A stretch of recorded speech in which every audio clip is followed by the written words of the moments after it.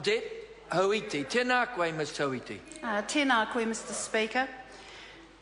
It's a pleasure to rise and take a call at this time, because I do want to say to my colleagues in the House that it is all about trust and it is all about empowerment, and that this is a government that knows what it's doing for a country that knows where it's going. Right. And New Zealanders want a government they can trust, and Māori want a government that they can trust.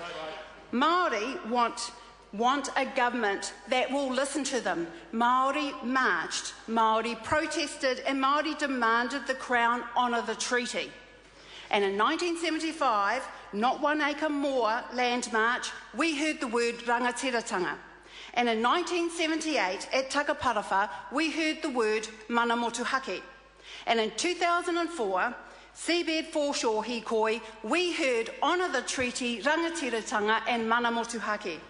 Rangatiratanga, mana motuhake. Māori came knocking, national government opened that door. Not the Labour government, but national. 69 treaty settlements, all the claims in the South Island settled. Pragmatic approach to settlements is a focus on equality. Our partner, the Māori Party, we have targeted whānau. $500 million supporting tamariki and whānau, including $172 million paid for paid parental leave, $42 million for parental tax credits, and $16 million for Māori housing. Now, that's a Māori housing fund, and that's over and above our partnership with iwi, the Tamaki Collective, Kirikiri Roa, Rāhuitanga. These are just some of the partnerships that we have forged as of right under the Treaty of Waitangi. In Hauora, free under 6 doctor visits and rongoa prescriptions extended to under 13-year-olds. $33 million targeting whānau in most need. $15.8 million in disability services for our people. $830 million in education, including the $359 million to strengthen leaderships in school.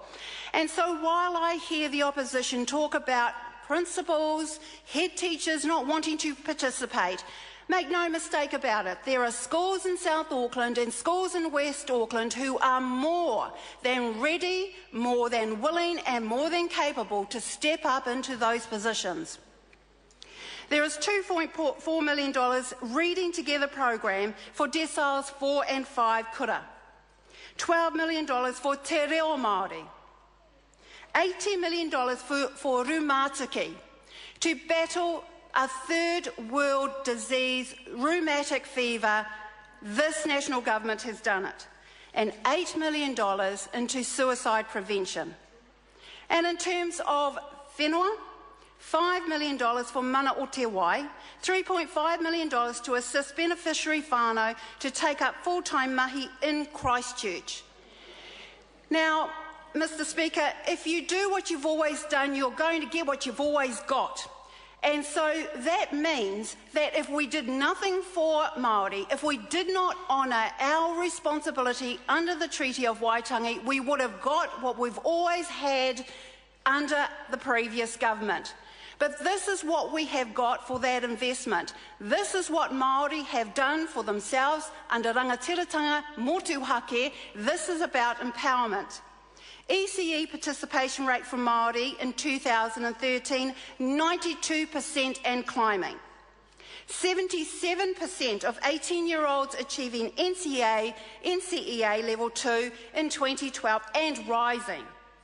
Māori NCEA level 2 or equivalent achievement rose higher than any other group, Mr. Speaker. 54% of Māori school leavers achieving level 2 compared to 45% under the previous government, or in 2009. 2012, 28% of Māori students in tertiary education studying at bachelor level compared to 21% in 2007, and that figure is rising. 50% of those in trade training are Māori, are our tāne Māori. Yes, we are about 5 out of 5 achievement rate, success rate for our kids in school, because under the previous government it was 3 out of 5 and they were satisfied with that.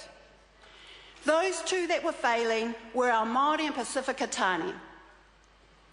This government is intent on and focused on 5 out of 5 achievement, and that includes our boys, our Tāne, who were failing under the previous government.